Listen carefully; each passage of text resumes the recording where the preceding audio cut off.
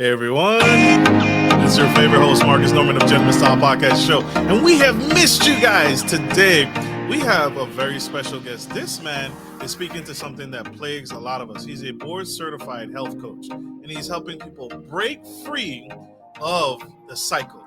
You know what I'm talking about, the emotional cycle. You saw it in the title, you saw it in the headline, you saw this man, you've seen him speak at conferences, you can find him on his business page, and he is helping people. He's on all social media platforms, Instagram, LinkedIn, Facebook, but we have the honor and privilege to interview this man here on the Gentleman Style Podcast stage today, and he's helping us figure out emotional eating disorders and fighting back and fighting this addiction and how we self-sabotage ourselves and the science behind it into stress eating and how he has done it. He has achieved greatness by losing over 100 pounds on all the things, over 100 pounds on just his plan alone. So that is significant. So help me welcome to the stage the incredible Mr. Coach Jon McLernon.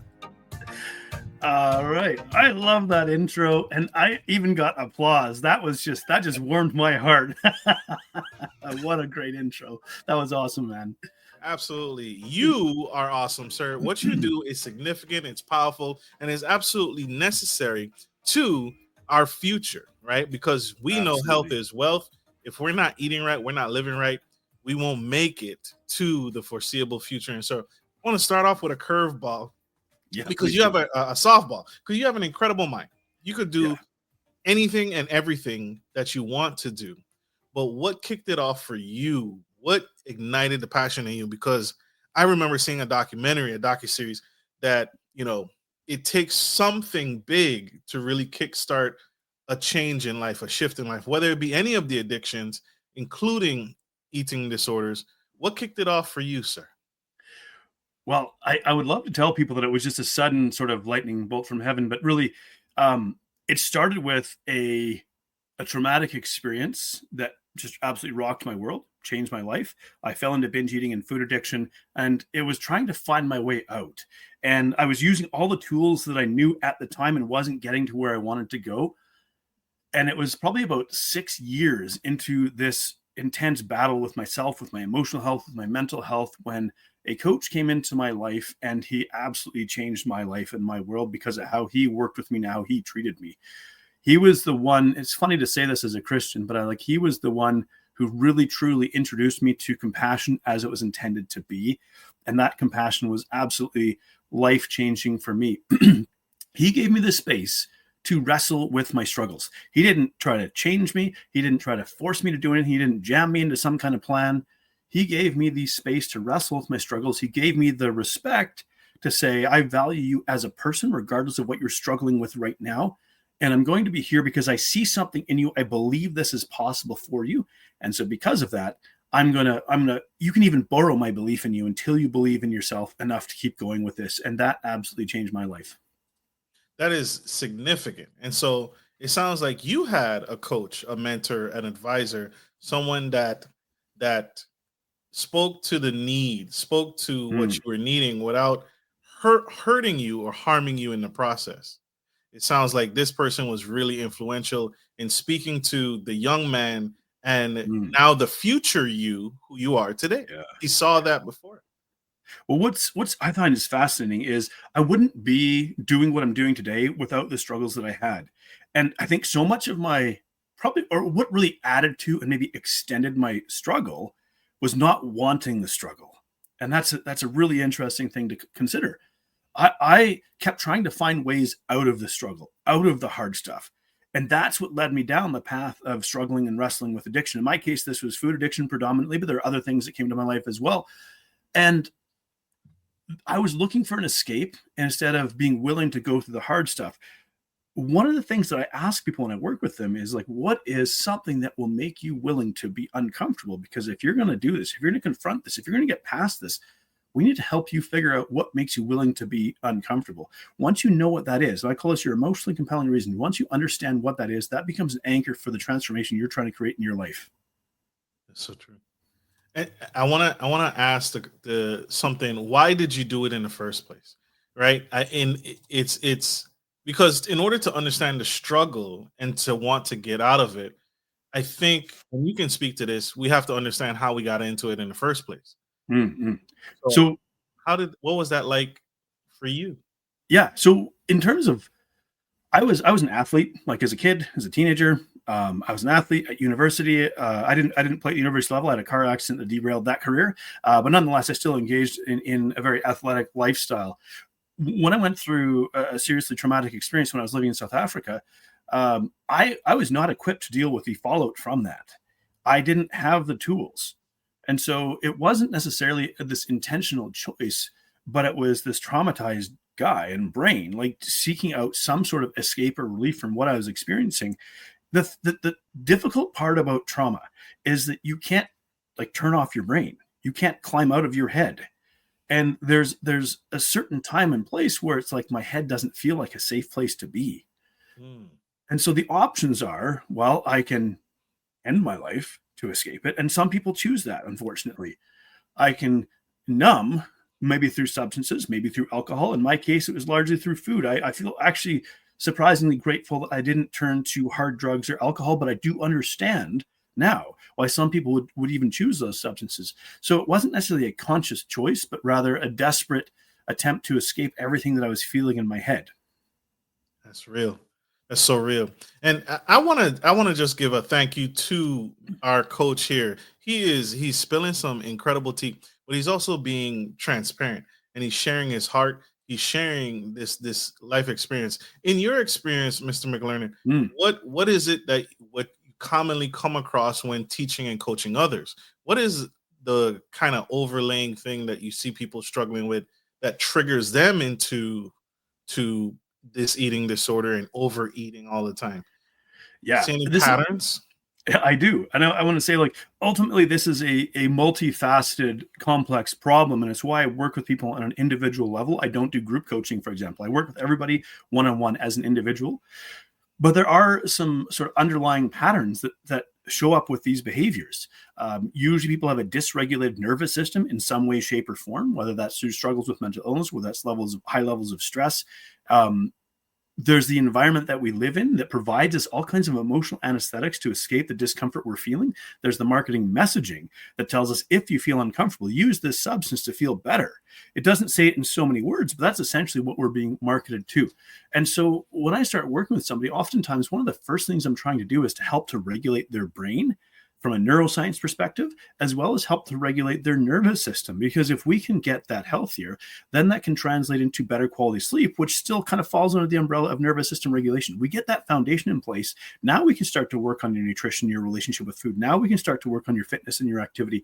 But until we address the underlying drivers of your behavior and why it's happening for you, I can't force you to eat a certain way. And not that I try to anyways, but there's no the greatest meal plan, the greatest training plan in the world. These are useful tools, but they're basically meaningless because they're unless we address this foundation, anything you try to do will eventually just be overridden by this powerful impulse in your brain. And it's why I coined this term brain driven weight loss. And so it's recognizing the brain is the driver of our behaviors. And really, I will say like brain and nervous system, but your brain is the CPU or the central processing unit for your nervous system. And so everything starts there. Can we stabilize dopamine levels in your brain? Can we balance out glutamate and GABA? You don't have to remember these terms. I joke. There's no tests on this stuff, but it's the stuff that I look at is like, how do we help your brain be more balanced? How do we bring some degree of stability into it? How do we help your nervous system feel more regulated so you can be back into like in more control of your patterns of behavior and feel confident and comfortable in the situations that otherwise may previously been triggering to you? That's real. That's right. Do you think you listed some big categories? It being a mental disorder, it could Mhm, be a psychokinetic disorder, it could be in your mhm. nervous system. Do you think society glamorizes or plays a role in our on the healthy eating habits or body images? Do you can you speak on that? Absolutely, it does. If I was trying to create a society that was geared towards making everybody obese, we've done it. We literally hit the nail on the head. So it's in a sense almost like our biology and psychology have been weaponized against us. And I don't know that I'm all that conspiratorial in terms of thinking there's a grand conspiracy with like big food or big pharma or things like that. I definitely think there's unhealthy behavior patterns and how corporations behave. That's a whole nother sidetrack though. But we look at What is the marketing messaging? Hey, you deserve this. You've had a hard day. You deserve this. Coca-Cola had a slogan one time, and it was open a bottle of happiness. And really what that slogan should have been is open a bottle of dopamine, because that's what we're giving you. We're giving you pleasure, and pleasure and happiness are not the same thing. And so it's important to distinguish between that. And then you look at like movements like well-intentioned in some contexts, movements like body positivity, and where they say like love yourself, and these things get hijacked. They get hijacked by people on the extreme end of the spectrum who are struggling in themselves with some kind of mental illness, and they get elevated. Body positivity there's a good intention behind it. Mm-hmm. But the problem is there's this natural tendency towards, as human beings. In fact, I'll take one step back. Maybe this will help this to make a bit more sense. I like to say that we have a famine biology. Okay, what do I mean by that? Our body's natural tendency is to try to conserve energy. Now, that's made sense when we lived in a world where food was scarce and not always reliable. We had to be able to store fat quickly and then use that stored fat when we fell into a time of food shortage or food scarcity. And if you're going to have to burn that fat, you're going to have to burn it slowly and make it last, because if you burn through it too quickly, that means death. So this was a survival thing. So our natural default inclination is to move towards consuming calorie-dense foods. It's to move towards storing fat. It's to move towards being sedentary and conserving and preserving energy so that you can survive future periods of food insecurity. That's the biology that we have that's kind of underpinning some of this. We can't necessarily change the environment that we live in terms of modern fast food, convenience-driven world. That's going to stay there. We can't really change our biology. And so while we could say society plays a big role in getting us to where we're at, you may not be at fault for where you're at, but it is your responsibility to create change in your life. And if you're going to do it, you're going to have to go against the tide. You're going to have to do it in a world that doesn't necessarily support this. And you kind of have to make peace with that it's going to be a lifelong struggle. And I just want to throw one more thing out there. So people hear that I lost 100 pounds, and they're going to go, how did you do it? And what they're looking for is, can you tell me a template where I can do this to lose a whole bunch of weight? I'll just do what you did. But the reality is, you're not me. You're not living in my body, and you're not living in my life. And so while there are principles that will carry over from what I do to what you do, it is going to look unique for you as an individual, because we have to balance out these factors here. That's true. And so when you lost, and thank you for bringing that up. I told y'all, man, a heart of pure gold. And so congratulations, you lost 100 pounds, and not only lost 100 pounds, but you also kept it off. And that's a battle in itself, because like you said, this is a lifelong journey. Some people look at weight loss like, oh, I lost the weight, I've done all the work, that's it. No, this is a lifelong commitment. This is not a one-shot deal. So that's why you mentioned the template. I can't just give you a template and you follow for the rest of your life, because throughout the course of your life, you will change, your body will change. And so your needs are changed. And that's why the continuous mentorship and coaching is necessary that you provide. And so I wanted to ask a question, those moments, because it wasn't easy. It's not easy for any of us. How did you push through when you doubted your ability to recover? How did you fight back? And when motivation fails, what kept you going? That's a really good way to phrase that question, because motivation is fickle. Yeah. Now, motivation has sort of this certain premise behind it that I have to feel a certain way before I do something. And that's sort of a false premise, because motivation is not reliable. It depends on how refreshed you are, how well slept you are, where stress is at in your life, and so on. The other part I want to say is, like, discouragement is a natural part of the process, because when you're trying to create change in your life, it is hard. Like, I kind of chuckle because I'm like, it'd be a lot. In one sense, I'm like, I'd probably get a lot more business if I told people it's going to be fast and easy. And we've been sold fast and easy for so long and for so many years. But I think people are smarter than that, and they recognize what I'm trying to do is really hard. I've tried the fast and easy, and the fast and easy doesn't work. So there's a point in time, though. So what is discouragement? Discouragement is when our perceived or expected reality runs into the actual reality of life, and they don't line up. And this is harder than I thought. I'm having struggles. I'm relapsing into old behaviors, and I don't know why. I thought this wave of motivation was going to carry me, but so, well, it's not. In fact, it can't, because your brain can't keep you high all the time. So don't necessarily push away discouragement, because discouragement is actually telling you something. It's telling you this is important to you. It is something that you want. But right now it just feels really hard.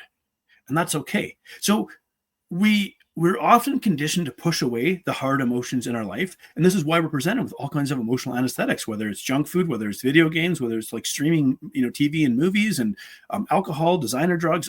All these things are various forms of emotional anesthetics that are designed to teach you or train you to the moment you feel some discomfort in your life to try to cover it up, to cope, to make it go away. If you can have the resilience to understand these difficult emotions are a part of your life, they're a part of what makes you human. And experiencing them, while it's uncomfortable, is a necessary part of the process. Being okay with sometimes having these hard emotions. And I know that honestly, a good night's sleep does wonders for getting up and going, I'm going to try again. So it's that cliched phrase. I forget exactly how it goes, but it's not about how many times you get knocked down, but how many times you get up and keep going. Yeah. If you know that as a part of the process, you will falter. You will fall down. You will struggle. You will have days that are they just suck, frankly, for lack of a better word. But if you can kind of be okay with that, what ends up happening is you don't spend as much time in the pity party. You go, and yeah, maybe you do have a day where you feel sorry for yourself, but then you dust yourself off, you get up and you go, okay, I'm going to try again, because ultimately I might have 30, 40, 50 years ahead of me still, and I want to live my life. Ultimately, I want to live my life. Now, for me, I'm a father of 2 kids, 2 boys. They're looking up to me as an example. And that, if I ever needed motivation, my little 3 or soon to be 4-year-old at the time of recording this, it's like, hey, Dad, did you do your exercises today? It's like, you are watching, little man. You are watching me. And I am helping you. Like, I'm laying down the patterns for you. And so there's something about fatherhood or parenthood that it ignites something in you. Like, I would jump in front of a bus to save my child. And before I was a parent, I would not have understood that. That is my emotionally compelling reason at this point in time, that my children are looking at me. They're looking at me to be an example. And this doesn't mean that I'm perfect. There are many times I have to get down on one knee and go to my little boy, hey, I'm sorry. I did this wrong. But you find what makes it. So in other words, to summarize, you're going to have hard emotions. The hard emotions are okay. You're even going to have relapse and struggles. That's okay. That's a part of the process. It doesn't mean something's wrong. It means you're in the process of growth. So if you can become okay with that and then tie that into your emotionally compelling reason, why am I willing to keep going? This is how discouragement may happen, but it doesn't stop you. That's so real. That's so real.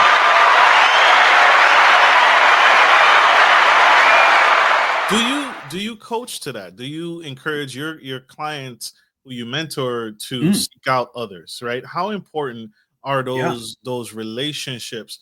You mentioned your son, your daughter, who are looking up to you. I remember listening to another podcast, and we respected his host. He said, if you look at society, if you see, he thinks it's abuse to have obese kids, right? And oftentimes what you see is if the kids are obese, the parents are obese. And so that child that's looking up to you for guidance will mimic you, and mimics the habit, mimics the things that you do, mimics the things that you eat, and take on some of those lifestyle habits that mom and dad portrayed for them. But do you teach or do you encourage others to seek people out who are working towards the same things that they are? So if I want to go to a gym, I need to partner with someone that's going to a gym in addition to your coaching and mentoring. Do you advise that at all? 100% I do. I am not at all threatened by somebody else coming in and being a support to my clients. In fact, I tell them, you need to build a support team around you, because what you're trying to do is incredibly difficult. Maybe early on in my coaching career, when I wasn't confident in my abilities and I didn't, I was so worried about finding clients and like, oh no, if you're getting help from somebody else, you're going to not trust me, or you're going to leave me, or things like that. I was stuck in this kind of scarcity mindset. The wonderful thing is now I know, and I'm extremely confident in what it is that I do. And maybe this comes from years of doing it. I know what I'm good at. I know I'm good at this. In fact, I'm born to do this. And I don't say that with a trace of arrogance. It's just, I now know what my gifts are and what I'm good at, and I get to do it, which is amazing. So build your support team, because what you're trying to do, there's a lot of forces that are against you. There's, the media, and again, it's not a grand conspiracy. They're going to do what pays the bills. If I put fast food advertising in front of you, you're going to want to eat that fast food more, and the fast food companies are going to keep spending advertising dollars, right? So you have like the media, you have social messaging, you have your biology, you have just the stress of modern life that already puts your nervous system into what I will call a sympathetic dominant state. So you have all these factors against you. Why would you not want to build the biggest support team possible around you to help you do this? There is absolutely zero shame in seeking out help. I think one of the most destructive myths out there is that someone's an island. I'm a self-made person. No, you're not. The fact that we're here today, I mean, my knowledge, the fact that I possess this knowledge is not because I'm something special. It's because there were people who went before me, who studied neuroscience, who studied psychology, who got things wrong. I'm standing on this proverbial standing on the shoulders of giants. I didn't get here by myself. I got here because of other people who believed in me, who supported me, whose work is now the foundation of the work that I do. And so this idea that somehow, why would you ever think you have to do this by yourself? That is the worst idea in the world. It does not diminish me as a person to seek out help. We're literally wired. And if you want to bring faith into the picture here, we say, God says, lean on me, turn to me for help, because life is hard and life is a struggle, and you have a nature that you're going to wrestle with, and it's going to be stronger than you at times. You need my help. I like people. I mean, people like to say things like, God won't give you something you can't handle. And I'm like, let's rephrase that a little bit. In fact, God will give you something that will bring you to the end of your abilities, where your abilities are not enough. So that you will turn to him and you will get the help that you need. But what's amazing about going through those experiences, like the hard stuff that I've been through, is I now know, in so much greater measure, what my abilities are. I know what I bring to the table. I know what I offer, because God has brought me through experiences that cause me to grow and to refine these things. If we can love or at least appreciate the journey that we're on and the struggle, that how it produces strength of character, it produces growth, it produces maturity. Maybe we don't despise so much the difficulty of it, because it's working gold into us. Absolutely. Absolutely. I love it. That's so true. That's so true. No one gets to the top by themselves. There are a lot of people that despise mentors. There's a lot of people that despise coaches. They don't want to reach out to coaches. They don't want to reach out for support. No one gets out of this alive, and no one makes it to the top by themselves. And that stretching and bringing you to your final breaking point is where most of us get to, and then oftentimes, like you mentioned earlier, some of us give up.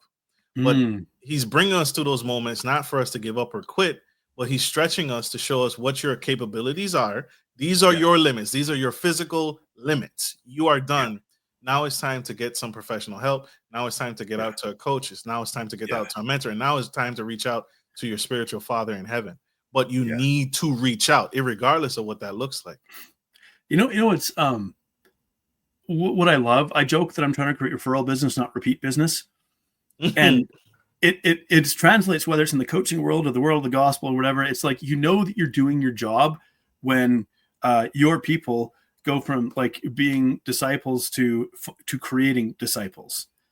I know that I've done a good job or a great job when the people that I've helped are now telling other people and encouraging and helping other people, and our work multiplies. And the great part about it is I don't even have to know about it, because it's not about me.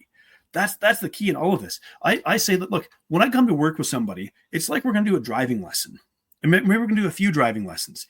You are still driving that car. You're in the driver's seat. And it's very, very important that you are, because I'm only going to be with you for a certain amount of time, but you still need to know how to drive the car. So let's say you already have some idea. I kind of know how to drive a car, but I need to tune this up a little bit. I've developed some bad habits and things.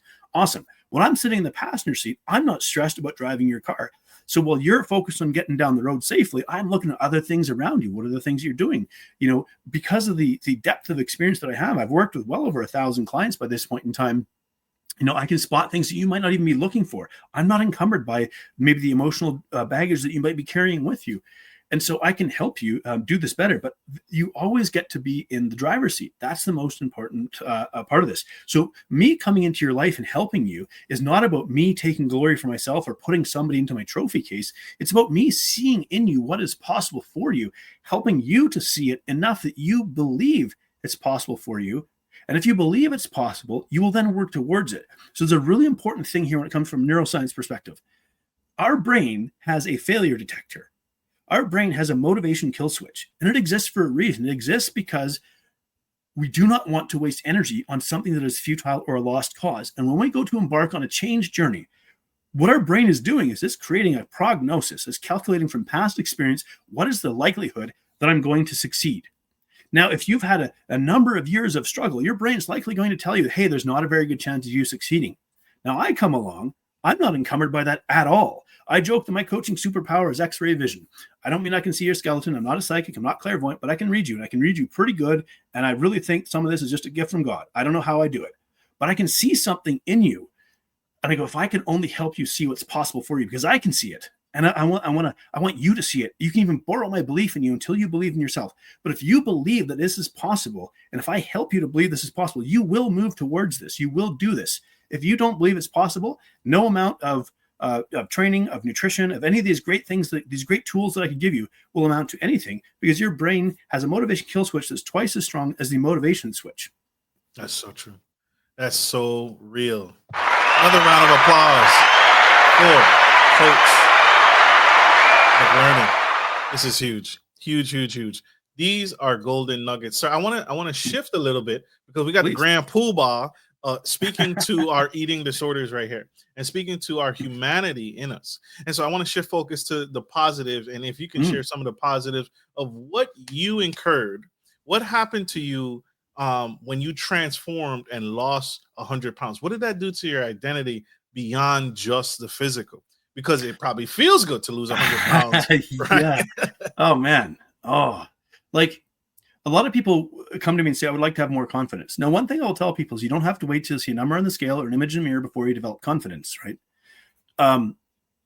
But there's something that comes from having to work towards something, to struggle and wrestle and earn something. There's a strength of character, a trust in yourself, a confidence that you get that becomes unshakable, because you realize, not that I'm never going to struggle again. To this day, I still have struggles that I wrestle with, but I know that that I have the tools, the skills, the ability, and the support team around me, that whatever I am faced with, that they can help me through it, or I can get through it. And so I went from being the jolly fat guy. That was me. I was the jolly fat guy. Now, why was I the jolly fat guy? Because in my mind, I didn't think it was possible for me to not be that. And so I tried to embrace this sense of identity. I'm going to be the fun fat guy at the party that likes to eat, encourages everybody else to eat. And it was really just covering over my own insecurities. If I laugh about what it is and pretend that I'm happy being fat, nobody making fun of me being fat will hurt my feelings. And it was really this thing that I did to protect myself. But I knew deep down at my core, I didn't want to be this thing. I just didn't know that it was possible. And so when you embark on the process, and when you go through this transformation, you come out the other side of it and you realize, like, wow, I can do like really incredible things in my life. It is actually possible. So much of, I mean, it sounds cliche, but so much of what like causes us to struggle is not lack of ability, but it's a lack of belief in our abilities, and a lack of willingness to go through the struggle to refine and develop and cultivate those abilities. And so the reason I call myself a coach, like, I'm not a guru. I'm not sitting here on a pedestal, like speaking down to you as someone who's an underling or a peon. I'm speaking to you as a peer and as an equal, as a fellow human being who sees something in you. And so I'm here to help facilitate your transformation, but it goes back to, you get to be in the driver's seat. And when you come out the other side and you feel more confident, when you know what you're able, it is absolutely life-changing. My marriage is so much better now, because I don't feel so sensitive around, my wife might say something inadvertently and I get mad because somehow it makes me feel insecure. This doesn't happen anymore. Like, we can have these open, deep, and meaningful conversations. We come into conflict with each other, as is inevitable in marriage, and we can work through it without like fighting and character attacking each other and things like that. We can wrestle and struggle with things together, because now I realize that whatever things I might be struggling with, I have the ability to work through it and get past it. That's so rude. That's so huge. Huge. And thank you for sharing that insight. It is absolutely life-changing. You're so right. I remember a long time ago, in my teenage years, I was the glorified fat boy as well in elementary and junior high growing up. So, and then my mom found this wonder drug. She found a wonder drug and she gave it to me as an experiment to prove to people that this stuff works. And so I literally, in one summer, I had lost a significant amount of weight, to the point that no one recognized me. Yeah. And so I go to now junior high school, and no one, I'm walking past friends of mine who are walking past me and don't even recognize me. And the feeling it does, the psychological feeling it does, the energy, right? And just like you said, it changed your marriage. It transformed almost everything around you. So there's not just the physical aspect of it, but there's a psychological difference because I did better in school, right? Because I'm feeling better. I'm able to stay up late. I'm not tired. I'm not exhausted. I'm not burnt out. I'm able to stand up longer for longer periods of time, which coincidentally, I ended up working 3-4 jobs. Now that's because I had so much energy to burn now. And so it's way more than physical. It's absolutely way more. And there's a fear that, like, what am I going to have to give up? And I want to be real about this. There are some things about being over 300 pounds that had some benefit. I don't want to pretend there's not, because sometimes there's this idea that it all sucks. No, I tell you what, when I'm smashing a buffet and pounding delicious food with reckless abandon, there is some part of my brain that was enjoying that. And there was this recognition. I wrote this letter, Dear Old Me. And I wrote this letter as a part of my transformation. And it went, I don't even remember exactly how it went. I could dig it up, but it was like, man, we had some good times at buffets. Man, we ate a lot of pizza. We really, and I know that you really enjoy doing those things. I was like, almost like writing about a metaphorical death, a death of an identity and a persona that I had to put behind me in order to move forward, because there's this fascinating thing. Our brain likes something called homeostasis. It likes to keep conditions the same, so it's predictable, so I can keep you safe. When you're going to go through an identity shift, because you have to see yourself as a different person if you're going to become a different person, right? You have to have a picture in your head of what you're going to work towards and what you're going to become, if that's going to be possible, because there's no great thing that was ever created that first wasn't an idea conceived in your head. So you have to shift the sense of identity. Now your brain's going to resist some of that, right? It's because it's like, no, it's safe. Let's keep things safe. I had to go, dear old me, here's all these things that you are. And you know what? I don't even blame you for some of these things, because I know you were doing this because you didn't have something better. You didn't know that there was a better way to deal with this thing you were struggling with. And so I showed myself compassion. I said, hey, we know that smashing an entire extra large double cheese, double pepperoni pizza is not a healthy thing to do, but you were doing it because it was a coping tool that you had and you didn't feel like there was a better option available to you in the moment. So compassion is not a get out of jail free card, but it's saying, I understand why you were doing that thing. I'm not going to enable you and tell you to keep doing that thing, but I'm not going to hate on you because you did that thing in the depths of your struggle and your pain and your despair. And so it's like I had to go through this metaphorical death of leaving behind this person that I once was, this identity and this persona, if I was ever going to move into becoming this new person. Absolutely. You had to in order to grow into your best life. And sorry to the death of the cheeseburger. It must die.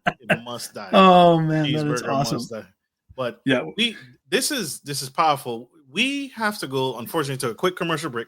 You guys don't go anywhere. Stay tuned. Stay with us. We'll be right back. And more of this incredible Coach McLernon. Hey guys, this is your boy Marcus Norman of Gentleman Style Podcast Show. And we are here in Patrick Henry Mall, Newport News, Virginia. We're actually here for something unique just inside. Something new, brand new that we want to explore together. You guys ready? All right, here we go. Hey, boss. Heard you were an athlete, man. See you at the mall every day. We are at Patrick Henry Mall, living up, and we are talking about CBD. But first off, the normal thing that we all deal with is joint pain, back pain, suffer from everything. Neck pain, too. Neck pain? You got some neck pain? All the time, man. I'm getting up in age, you know what I'm saying? We're not young no more. I'm with you. I'm totally with you. Bruh, CBD helps with that exact same thing. Neck pain, back pain, joint pain, all the pains, everywhere pain, right?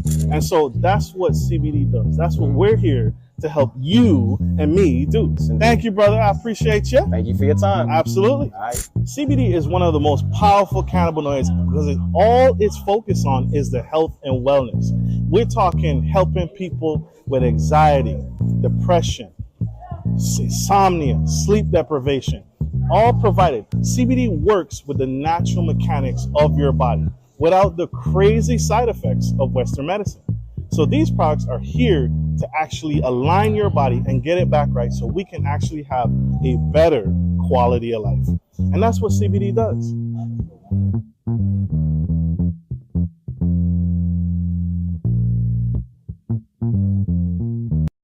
Support for Gentleman Style Podcast is brought to you by Manscaped, who is the best in men's below-the-waist grooming champions of the world. Manscaped offers you precision engineering tools for your family jewels. Manscaped just launched their 4th generation trimmer, the Lawnmower 4.0. You heard that right, the 4.0. Join over 2 million men worldwide who trust Manscaped with this exclusive offer for you. 20% off free worldwide shipping with the code GENSTYLE at manscaped.com.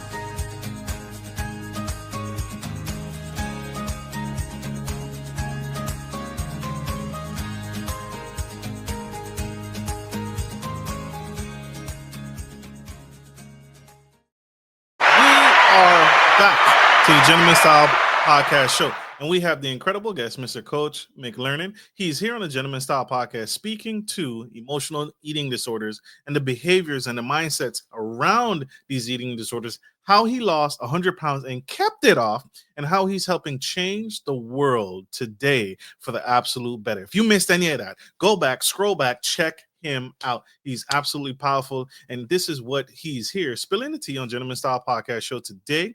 We are on iHeartRadio, Apple iTunes, Spotify, Facebook business page, Ghana Radio, Apple iTunes, Audible, and anywhere you get your podcast. You can find him here today. Absolute incredible. Mr. McLernon, sir, you have shared so many nuggets this incredible episode. I wanted to touch on something that is unique, and it's the new thing on the block, right? Everybody's TikToking and dancing and doing the thing. Ozempic, the medications, the Wegovy, the weight loss medications. What is your stance on using medication or surgery as a part of the recovery process from an eating disorder? I'm not opposed to it. Really? I'll say that. No. I definitely take a very cautious approach to it. And I definitely want someone, if they're considering it, to come at it from a very, very informed perspective. But it is, for some people, it might just be life-saving. And I say that carefully because there's some real difficult long-term ramifications. I had a friend nearly die after having bariatric surgery because she got so nutrient depleted, and it took doctors a number of months to figure out what was going on. And she looked like death warmed over, and like there's a lot of potential ramifications. But what you have to do is you have to weigh up the kind of the cost benefit here. You go, okay, if I stay, 100, 150, 200 pounds overweight, what is that doing to my cardiovascular system, my heart health? And is that even reversible? What is that doing to my liver and my fatty liver disease? What's that doing to my insulin resistance, diabetes, all these different things? If I go through this, it has the potential for a life-changing transformation. Now, there's people out there who are going to look at it and go, this is just a cop-out. And I'm like, no, it's not. But it's like it shouldn't be your first stop. It's after you've tried a lot of things, and it's very, very clear that just where you're at, wherever it happens to be with your psychology, your physiology, your emotional health, your mental health, like you just can't exert and apply yourself with a level of dedication, energy, and effort needed to get there on your own. The thing is, if it's done right, it's not done on its own. It is still done with a tremendous amount of psychological support, emotional support. You still have to pursue health in this journey. It is not a magic quick fix. It is not an easy way out. So I would rather it be rare, and I would rather it be used with a high degree of caution, but I won't say never use it. Just know that there can be some real long-term ramifications. If you're using it because you just want to lose, let's say Ozempic because you want to lose 10 or 15 pounds, that's a terrible idea. Do you really want to risk osteoporosis for 10 or 15 pounds? No. But if you're 150 pounds overweight or something like that, and you find that you're at a very, very high risk and in not a long window of time for developing a very severe, if not life-threatening conditions or diseases, this might be worth doing. But you got to think your way very carefully through something like this because there are some very serious risks that come with it. Absolutely. Are there any particular medications or surgeries that you do encourage, or maybe not encourage, that's the wrong word, but you do say, yeah, man, go for it. Are there any good ones out there? I have clients who are using Mounjaro, Wegovy, Ozempic. I think I think it's Wegovy, at least in Canada. Wegovy is the only one that's actually approved for weight loss. Ozempic gets used in off-label fashion. My inclination is like, you gotta speak to your doctor about this. You got to do some blood work beforehand, make sure things are okay for this. But I would probably choose a GLP-1 medication like Ozempic, Mounjaro, Wegovy, these sorts of things before I would go the surgical route, because at least with these GLP-1 medications, there's a very good chance you can reverse a lot of the potential difficult conditions that will happen. But I think it's very, very important, if you're going to use these things, that you also engage in strength training to help keep your bones strong. That's a very important aspect of it, because osteoporosis is a very real thing that can come from these medications, as one of them. Another drawback can be what's called gastroparesis. That can be your digestive tract, because what it's doing is it's actually slowing down how food moves through your digestive tract. You use this for long enough, and you can end up with a partially paralyzed GI or gastrointestinal tract. And so it's also a thing where you don't want to be on this for the rest of your life. You want to use it as needed to get you to a place, and then work your way off of that. And that's often what ends up happening with my clients. And again, as a coach, I'm not threatened if someone chooses one of these interventions, because they're still going to need my help to get through it. Absolutely.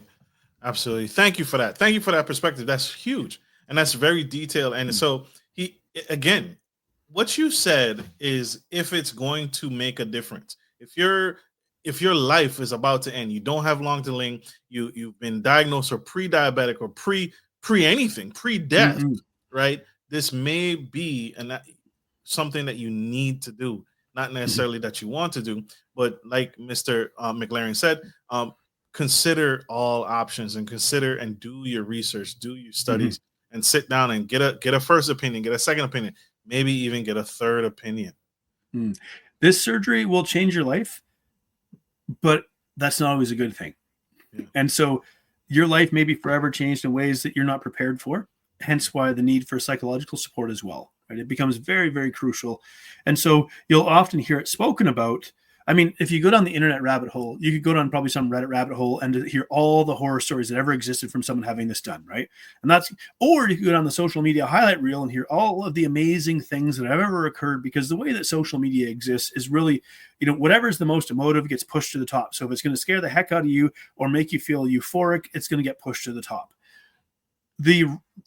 As with most things in life, it's we need to take a very balanced perspective on this, and a very careful perspective, a very thoughtful perspective on it. And the modern media environment that we live in does not really offer that. It's this is going to change your life, or this is going to ruin your life. And it's like the real answer lies somewhere in between that. Yeah, it's so true.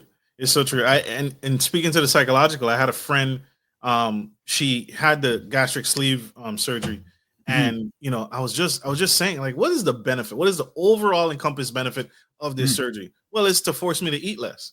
Do you know you can do that without the surgery? You can keep your stomach and just eat less food. It's done. It's been done. It's being done. It's called a deficit, right? You just not necessarily starve yourself, but you calorie count. And so you don't need to remove your stomach in order to eat less food. So here's an interesting thing. Because I struggle with food addiction, and I have a brain that tends towards addiction naturally. So I can get addicted to video games. I can get addicted to streaming video. I can get addicted to doom scrolling on social media. I don't keep social media apps on my phone. For a long time, I was ashamed of my struggles around this, because I thought it's a shameful thing that I can fall into addiction very, very easily. I've made peace with the brain that I have. I have an amazing brain in some regards. I joke, I got it free of charge. I can't take the credit for it, right? But I got a really, really great brain when it comes to coaching, when it comes to working with people. I can do all these really amazing things. But there's another side to my brain, and that is that I have a very strong tendency towards addiction. I have to be very careful. I have to monitor my environment and make sure that I'm open and transparent about things I'm struggling with, especially with my wife, just to make sure that I don't fall into these other traps here. Now, when someone comes to work with me, I've had recovered addicts that come to me. Their brain is forever changed. And the things that we might normally suggest that they do aren't not necessarily going to work as effectively. So one of the things that I want to do is help stabilize the brain chemistry. Because let's just say, yes, a calorie deficit is a very, very, it's essential. You can't lose weight without a calorie deficit. But we go, in order to apply yourself to a calorie deficit requires some degree of conscious mental effort. Well, how much conscious mental energy does your brain actually have? we might first have to work on bringing your energy back into balance so you have enough of this thinking brain to actually apply towards a calorie deficit. Because if you don't have that, you're gonna perceive that you're failing at this thing. Like, why can't I stick to my calories? It's because the impulse that's driving you to eat that unhealthy food is stronger than your desire to restrict your calories, because ultimately you're trying to escape the pain. So let's balance out your brain chemistry. We might use a couple of key supplements to help you do that. We might use some nervous system regulation techniques to do that. But let's bring that into balance so it doesn't feel like you're white knuckling your way through every day of your life just trying to apply yourself to a calorie deficit. So that when it comes time to do this, because I help people quit smoking too. I help people break free from alcohol. Like, addiction's a hard thing, but it's like I have some tools that I can help you with that. And I'm being ever so slightly vague because I'm like, some of this stuff, I don't know if anybody else is doing this. And I'm like, I want to keep a little bit to me. No. But it's like, I don't know who else out there is doing this in the world of coaching. I'm sure there's other people out there, maybe, but like the way that I can put things together for you to make this transition so much easier is pretty remarkable. And you might not need surgery if we can help do some of these other things here. But there won't be a doctor that's going to talk to you about this. This is not a grand conspiracy. It just means your doctor doesn't have time to go into this level of depth with you. But I do. That's why I do what I do, and I love what I do. Absolutely. How do you? I want to backpedal a little bit. As you said, there is the negative Nancy's out there who says it can't be done. I don't have a disorder, right? It's hard for the addiction brain. You talked about your brain. It's hard for the addiction brain to realize I have a problem. And so there are people that will tell you I don't have a problem, and food addiction is not a real thing. How do you respond to those critics who say food addiction isn't real? I will say, maybe in your world, the way that you see things and the way that your brain works, you don't perceive this as something that's real because it's not been a part of your lived experience. And there are people out there that go, well, I just got disciplined, knuckled down, and I just did it. And it's like, well, this is me and my strength of character. It's like, well, I don't think you fully understand what it's like to be in the grips of a brain that's like powerfully driven towards addiction. It is not a character flaw. I didn't ask to have this brain that tends towards addiction. I didn't put up my hand and say, hey, you know what? God, could you please give me a brain that really wants to be addicted to things? Please give me that one just to make life extra challenging, right? So de-shaming this tendency, like the addiction itself is not helpful. It is harmful. But de-shaming it to the extent that I realize that this is not necessarily a character flaw, that I'm struggling with this thing. But the key here is compassion is not about enabling an unhealthy. Just because you struggle with this means you should probably keep going with your addiction. No. That's not compassion. That's enabling.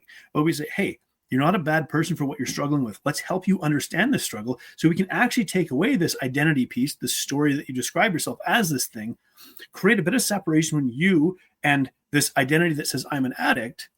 And then we start working towards like the better version of you. We talk about that metaphorical death, leaving that person behind, that sense of identity, that persona behind, and you go towards this. But the important thing is working with the kind of brain that you have versus fighting against it with something that's not going to work because it's not customized to you and your brain. Absolutely.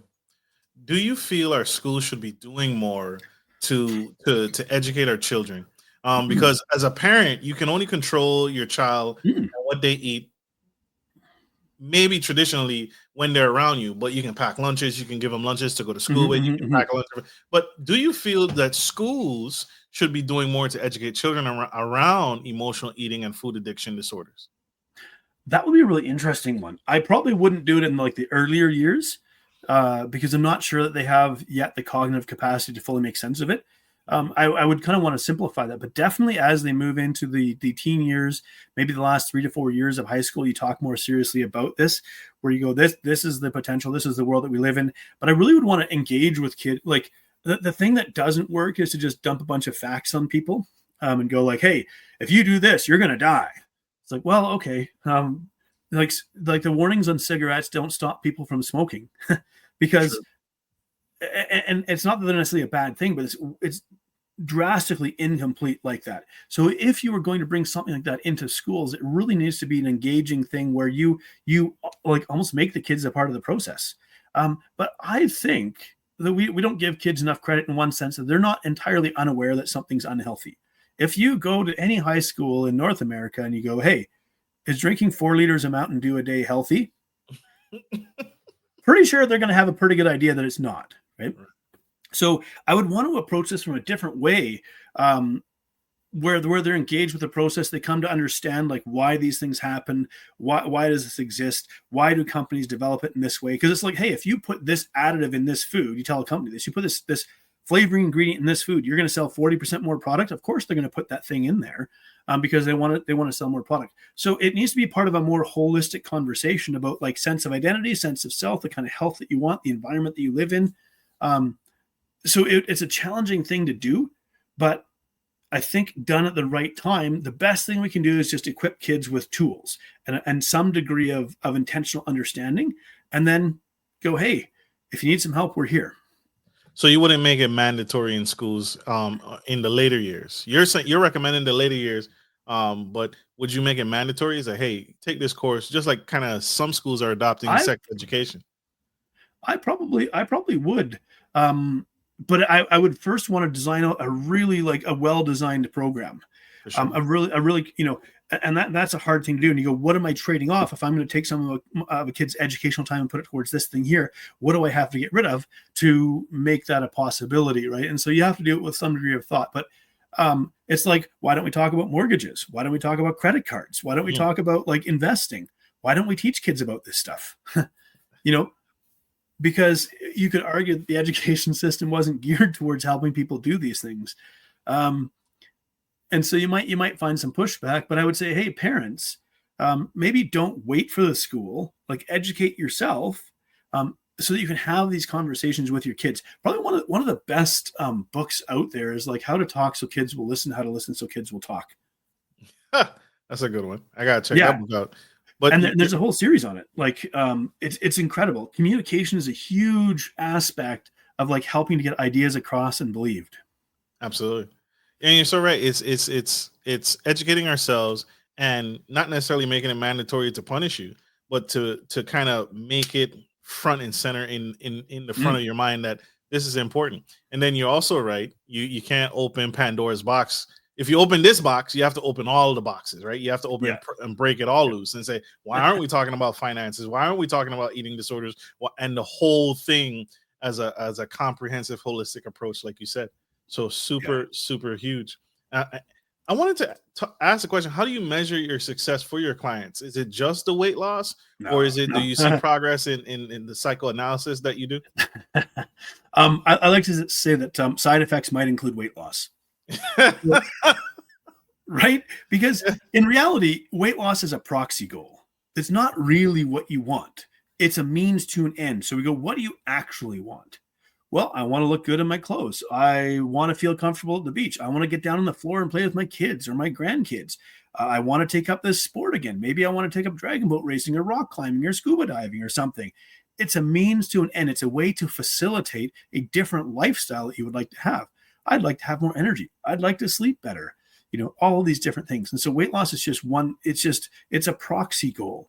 And so I almost want to move people away from weight loss. I meet you where you're at. You say you want to lose weight. Absolutely. I'm going to help you lose weight. But I hope that over time, I'm going to move you away from that being the primary goal, because so much of that is about let's take away and restrict. And I go, what do you want to add into your life? What do you want to build into your life? It's so much more encouraging to move towards what you want to be versus wrestle with what you don't. It's like driving down the road. You got to check your rearview mirror from time to time. Absolutely. But if you drive down the road staring at the rearview mirror, you're going to crash. Right. So if you only look at the thing you're trying to move away from, it's not very inspiring. And so it's like, well, what does weight loss really mean to me? What will I be able to do? How, and it's about creating that very clear vision of this is the kind of person that I want to become. This is the thing that I want to be able to do, and even create like a visual representation of it. Call it like a carpe diem board or something like that. You get a little pin board or cork board or something, and you start putting some things up where you see a visual reminder of this is what I'd like to work towards. And the reason I think that's important is because we're surrounded by so many cues and triggers to do the things that aren't healthy. So many cues to drink alcohol excessively, cues to eat excessive amounts of junk food that make it seem just fun and benign and all the rest of it. So you need to get clear on what you would like to move towards and do and what you'd like to add into your life, but also then make it visual, something that you can see on a regular basis. So you're reminded, this is what I'm doing. This is why I'm doing it. This is who I want to become. Absolutely. I want to touch on we tried to stay away from it, but I feel like compelled to talk about Bring it in. Big Pharma. Yeah. Do you think that big pharma and the healthcare system could better support those with eating disorders than what it's currently doing today? Unquestionably. Yeah. You have a for-profit medical system, says the guy who's from Canada. That's a problem because whenever there is a profit motive, now I run a business, and so I'm not opposed to earning profit. It's the pursuit of excess profit at the detrimental expense of others that's problematic. And this is what ends up happening. It's the corrupt pursuit of profit at the expense of people's health versus trying to help people. And so motive really matters here. I joke the difference between persuasion and manipulation is intent. So am I trying to help you better yourself, or am I just trying to get something for myself out of this deal? And so much of what we see around the medical system is you have what seem to be like vultures. I don't know. I couldn't say definitively, is there a broad, grand conspiracy where all these different companies have conspired together to make everybody sick? Or is it this sort of unhealthy evolution that, like, as we've introduced products that drive down the health of people and they don't have the tools to get back to a state of health, then they turn to and create a dependency on pharmaceutical companies to try to create a magic pill? Like, where's the real balance there? So, but the one thing I do know is we can't necessarily change the world that we live in. We may not be at fault for the exact place that we're at because of what we didn't know. But if you are ever going to create change in your life, it's going to come down to your individual personal responsibility and choice to make change. But knowing that it's hard to do, get people in your support network around you who believe in you, who see you, who want to help and support you. Don't try to do this alone, but you do have to be the one in the driver's seat, even if there's other people in your car. That's so true.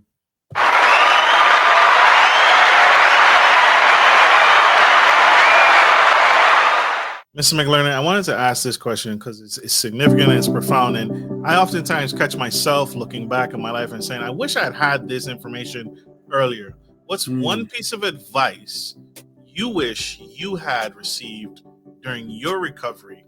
And what's one piece of advice you would leave to that young girl, that young boy out in the audience whose back is against the wall? They don't know if they can do this. And they don't know. What would you say to them? What was the one you would have received? And what's the one you wish you'd give? You're not broken, and there's not something wrong with you. Your brain and body are operating the way that they're engineered to do. And so instead of trying to fight the thing that you are, the person that you are, let's work with you the way that your brain works, the way that your body and biology works. But most importantly, I would say that the foundation of transformational change is this compassionate awareness. In order to change what we do, we have to become aware of our problematic behaviors. But becoming aware of our problematic behaviors does not mean that we're a bad person. It means that we're just struggling with something and we're a human being. So compassionate awareness is the foundation for transformational change in your life.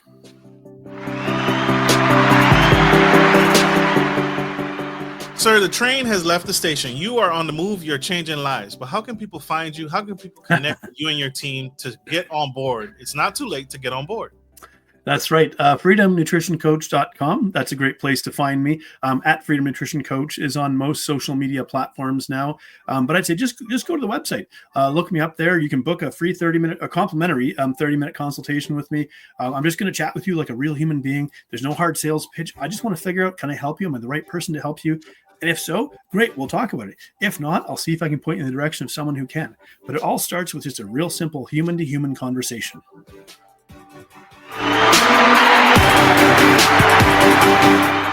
Love it, love it, love it. We got to let this incredible rock star go. He's changing lives literally every single day.